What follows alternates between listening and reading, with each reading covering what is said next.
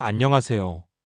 오늘은 우리 사회의 고령화와 함께 떠오르고 있는 중요한 문제, 그리고 이를 해결하기 위한 정부의 새로운 정책에 대해 말씀드리려고 합니다. 여러분은 혹시 154조 원이라는 숫자가 얼마나 큰 금액인지 상상해 보신 적이 있나요?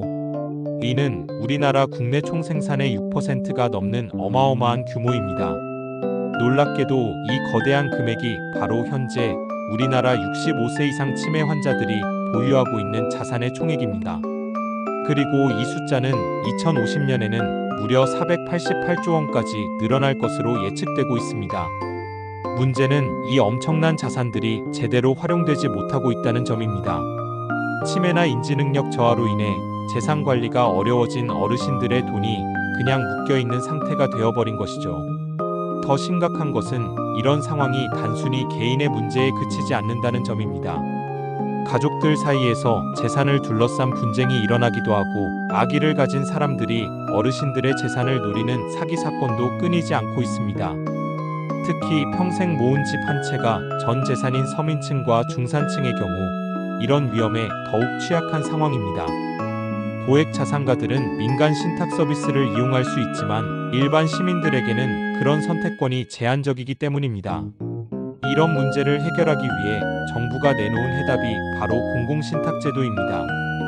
쉽게 말해 국가가 직접 나서서 어르신들의 재산을 안전하게 지켜드리겠다는 것입니다. 이 제도의 핵심은 국민연금공단 같은 신뢰할 수 있는 공공기관이 국가공인 재산 관리자 역할을 하게 된다는 점입니다.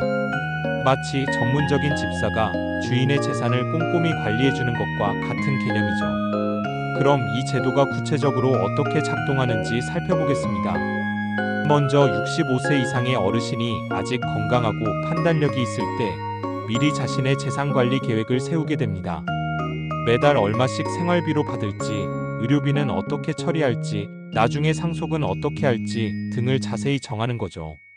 이렇게 계획을 세운 후에는 공공기관에 자신의 재산을 신탁 형태로 맡기게 됩니다.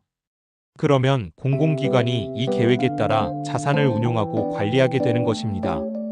만약 나중에 치매나 다른 질환으로 인해 스스로 재산을 관리하기 어려워진다면 공공기관이 미리 정해진 계획대로 매달 생활비를 지급하고 병원비나 요양비 등 필요한 비용들을 처리해주게 됩니다.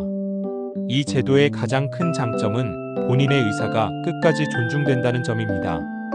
건강할 때 스스로 정한 계획에 따라 재산이 관리되기 때문에 판단력이 떨어진 후에도 자신의 뜻대로 돈이 사용될 수 있는 것이죠. 또한 가족들 사이의 분쟁도 크게 줄일 수 있을 것으로 기대됩니다. 재산 관리와 상속에 대한 계획이 미리 명확하게 정해져 있고 공정한 공공기관이 관리하기 때문에 불필요한 갈등을 방지할 수 있습니다.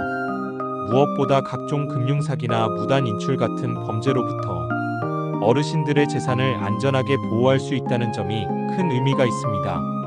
현재 정은경 보건복지부 장관은 이 제도의 도입을 적극 검토하고 있다고 밝혔습니다. 시범사업부터 시작해서 단계적으로 확대해 나갈 계획이라고 합니다.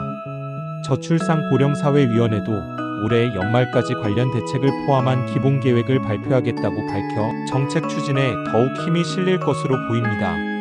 사실 이 문제는 단순히 개인의 재산 관리 차원을 넘어서는 사회적 과제입니다. 154조 원이라는 거대한 자금이 경제활동에서 배제된 채 묶여 있다면 이는 국가 경제 전체의 선순환을 방해하는 요소가 될 수 있습니다. 고령화가 급속히 진행되고 있는 우리 사회에서 이런 문제는 앞으로 더욱 심각해질 수밖에 없습니다.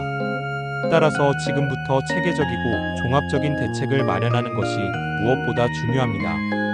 공공신탁제도는 이런 문제에 대한 정부의 적극적인 해답이라고 할 수 있습니다. 국가가 직접 나서서 국민의 노후를 보장하겠다는 의지의 표현이기도 하죠. 물론 제도의 구체적인 설계와 운영 방안에 대해서는 앞으로 더 많은 논의와 준비가 필요할 것입니다. 어떤 자산까지 신탁 대상에 포함할지, 수수료는 어떻게 책정할지, 공공기관의 역량은 충분한지 등 검토해야 할 사항들이 많습니다. 하지만 방향 자체는 분명히 긍정적이라고 평가할 수 있습니다. 민간 신탁이 고소득층에 한정되어 있던 한계를 극복하고 일반 시민들도 안전한 재산관리 서비스를 받을 수 있게 되는 것이니까요.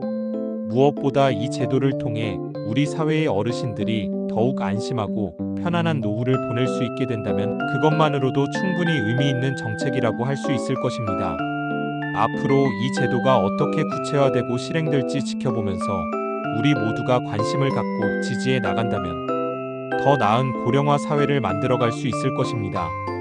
154조 원의 치매머니를 둘러싼 문제와 그 해결책으로서의 공공신탁제도에 대한 이야기를 전해드렸습니다. 우리 모두의 안전한 노후를 위한 이런 노력들이 결실을 맺기를 바라며 오늘 이야기를 마치겠습니다.